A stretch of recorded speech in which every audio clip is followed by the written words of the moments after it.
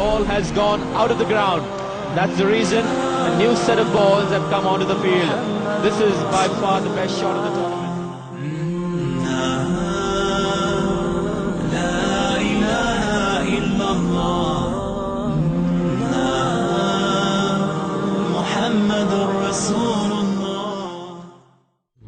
یہ بات کر رہے تھے کہ جی شہرت، پیسہ، دولت،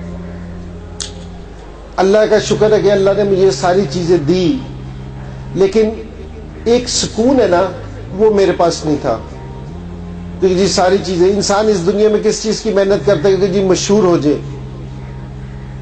بڑا گھر ہو جائے، گاڑی ہو جائے، پیسہ ہو جائے.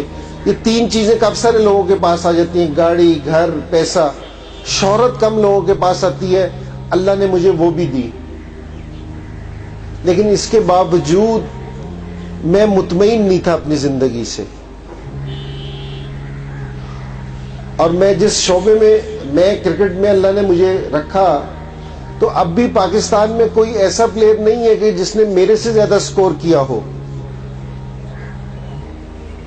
کہ میں اپنی فیلڈ میں بھی بالکل ٹاپ پہ تھا، اس کے باوجود سکون نہیں تھا. تو ایک دن کچھ لوگ میرے پاس آئے، انہوں نے میرے سے بات کی، انسان اس دنیا میں کیوں آیا ہے، اللہ اس سے کیا چاہتے ہیں، کیا اللہ کہتے مانگتے ہیں انسان سے. تو میں نے ان کی ساری بات سنی، خاموش ہو گیا. رات کو جس دن میں سونے کے لیے لیٹا نا، تو میں سوچ رہا تھا کہ دنیا کے دکھانے کے لیے میرے پاس ساری چیزیں ہیں، اللہ کو دکھانے کے لیے میرے پاس کوئی چیز نہیں ہے. اگر میں اس حالت میں مر جاؤں تو میرے سے قبر میں یہ کوئی چیز پوچھے گا میرے سے آ کے کہ بھئی اس کو معاف کر دو، یہ امیر آدمی ہے، یہ پاکستان کا سب سے زیادہ سکور بنانے والا ہے، یہ پاکستان کا کپتان ہے، اس کو چھوڑ دو. کوئی چھوڑے گا اس چیز پہ؟ یہ اللہ سوال ہوگا. میں نے کہا کہ جو پوچھا جانا ہے اس کی تو تیاری ہی نہیں ہے. ایک پلیئر ہوتا تھا برائن لارا،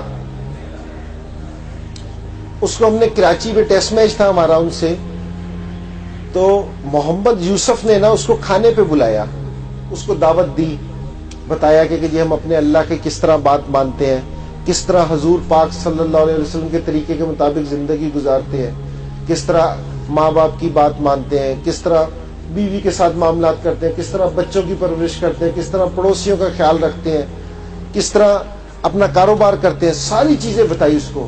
تو برائن لارا یہ سن کے خاموش ہو گیا تھوڑی دیر کے لیے، اور اس کے بعد کہتا ہے کہ ہاں اسی طرح ہی رہنا چاہیے، لائف اسی طرح گزارنی چاہیے.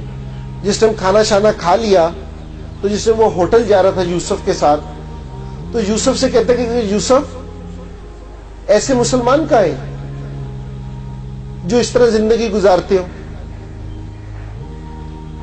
ساری باتیں اچھی ہیں لیکن مسلمان ہی نہیں ہے ایسے. آج مسلمان کمزور ہو گیا. جب ہم ایئرپورٹ وغیرہ پہ جب سفر کرتے ٹیم کے ساتھ، نماز کا وقت ہو جاتا تھا تو ایئرپورٹ پہ ہم لوگ نماز پڑھتے تھے اپنے، تو لوگ کھڑے ہو کے ہمیں دیکھنا شروع کر دیتے تھے کہ بھئی یہ کیا عمل ہو رہا ہے. وہ ایک دفعہ ورلڈ 11 کی ٹیم تھی، وہاں مغرب اور عشاء کا وقت ہوا، تو دو پلیئر تھے سری لنکا کے، ایک مرلی دھرن اور ایک فلیمنگ. انہوں نے جس دن نماز پڑھتے ہوئے دیکھا نا، تو وہ قریب آ گئے. انہوں نے کہا کہ بھئی یہ آپ کیا کر رہے تھے؟ ان کو بتایا کہ ہم اپنے اللہ کی عبادت اس طرح کرتے ہیں، سارا اس طرح کرتے ہیں. وہ کہہ رہے کہ ہمیں دیکھنے کا بہت مزہ آیا کہ ہم اس کو قریب سے کھڑے ہو کے دیکھ سکتے ہیں. انہوں نے کہا جی ضرور دیکھیں قریب سے کھڑے ہو کے. پھر ان سے بعد میں پوچھا کہ بھئی تم کس چیز کو فالو کرتے ہو؟ انہوں نے کہا کہ ہمیں نہیں پتا کہ ہم کس چیز کو فالو کرتے ہیں. جس کو مسلمان آج فالو کرنے کے چکر میں ہے نا، ان کو خود کو نہیں پتا کہ وہ کس چیز کو فالو کرتے ہیں. اس دنیا کی جو سب سے قیمتی چیز ہے نا، جو سب سے قیمتی چیز وہ ہمارے پاس ہے، حضور پاک صلی اللہ علیہ وآلہ وسلم کی زندگی، طریقے، یہ ہمارے پاس ہے. اور کسی کے پاس ہے یہ؟ اور ہم نے اس میں سے زندگی گزارنا چھوڑ دیا. تو بھئی آج یہ اللہ ارادہ کرے آج کہ جو ہماری زندگی ہے نا،